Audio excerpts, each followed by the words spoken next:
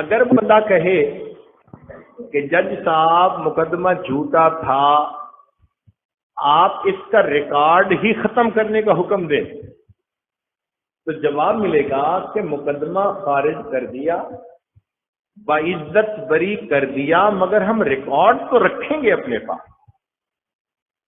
تو دنیا جھوٹے مقدمے سے باعزت بری ہونے کے باوجود ریکارڈ رکھتی ہے۔ اللہ تیری رحمت سے قربان جائیں، ایک بندہ مجرم ہے، گناہ گار ہے، خطا کار ہے، اقراری مجرم ہے، کہتا ہے میں نے گناہ کیا، اور پھر اگر وہ رحم کی اپیل کر لیتا ہے، اللہ تعالیٰ فقط گناہ کو ہی معاف نہیں کرتے، اللہ گناہ کے ریکارڈ کو بھی ختم فرما دیتے ہیں۔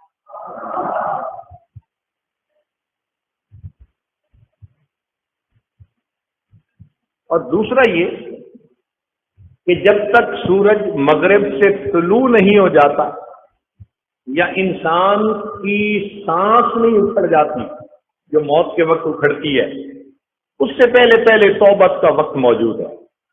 دن میں کرے، رات میں کرے، محفل میں کرے، تنہائی میں کرے، توبہ کا وقت موجود ہے۔ اس لیے ہم جو کہہ دیتے ہیں نا جی 100 چوہے کھا کے بلی حج کو چلی، بھئی 1000 چوہے کھا کے بھی حج کو جا سکتی ہے، 100 کی کیا بات ہے؟ کوئی اللہ کے ہاں گنتی تو نہیں ہے نا کہ 100 مرتبہ توبہ کرو گے تو پھر تمہاری لمٹ ختم ہو گئی۔ اللہ تعالیٰ کے ہاں تو زندگی کا پورا وقت ہے، حتیٰ کہ اگر کافر اور مشرک کی توبہ قبول ہو جاتی ہے تو پھر اللہ تعالیٰ ایک مسلمان گنہگار کی توبہ کو کیوں نہیں قبول فرمائے؟ اس عنوان کی اہمیت پہ ہمیں غور کرنا چاہیے۔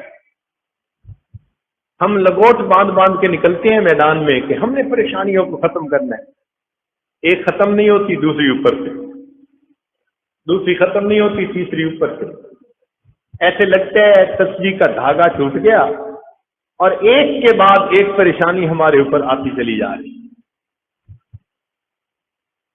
پھر کہتے ہیں جی اس جینے سے تو مر جانا اچھا ہے، اب تو گھبرا کے یہ کہتے ہیں کہ مر جائیں گے، مر کے بھی چین نہ پایا تو کدھر جائیں گے۔ اس لیے ہمیں چاہیے کہ ہم گناہوں کی جان چھوڑ دیں، نیت کر لیں کہ ہم نے آج کے بعد اللہ رب العزت کے حکم کی نافرمانی نہیں کرنی۔ شیطان ایسا بدبخت ہے، گناہ کو ہلکا بنا کے پیش کرتا ہے، معمولی بنا کے پیش کرتا ہے۔ تو جی کون بچا ہوا ہے آج؟ ماحول ہی ایسا ہے جی۔ اور جی آپ کو پتہ ہے کہ آج کل تو بے پردہ عورتیں بہت پھرتی ہیں، کیسے نظر کو بچائیں؟ یعنی نفس اپنے اندر ہی اندر جسٹیفیکیشن گھڑتا ہے، جھوٹی جسٹیفیکیشن، اور بندے کو مطمئن کرنے کی کوشش کرتا ہے۔ بس ایک دفعہ، آخری دفعہ ان باتوں کو سامنے رکھ کے انسان گناہ کرتا ہے، لیکن گناہ کے اثرات تو ہوتے ہی ہیں۔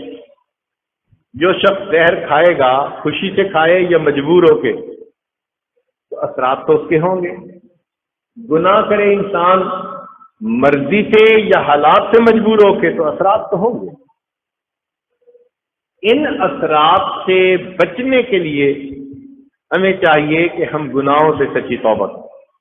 ہمارے مشائخ نے لکھا ہے کہ جو شخص علم اور ارادے سے گناہ کرنا چھوڑ دیتا ہے، اللہ تعالیٰ اس بندے کی دعاؤں کو رد کرنا چھوڑ دیتا ہے۔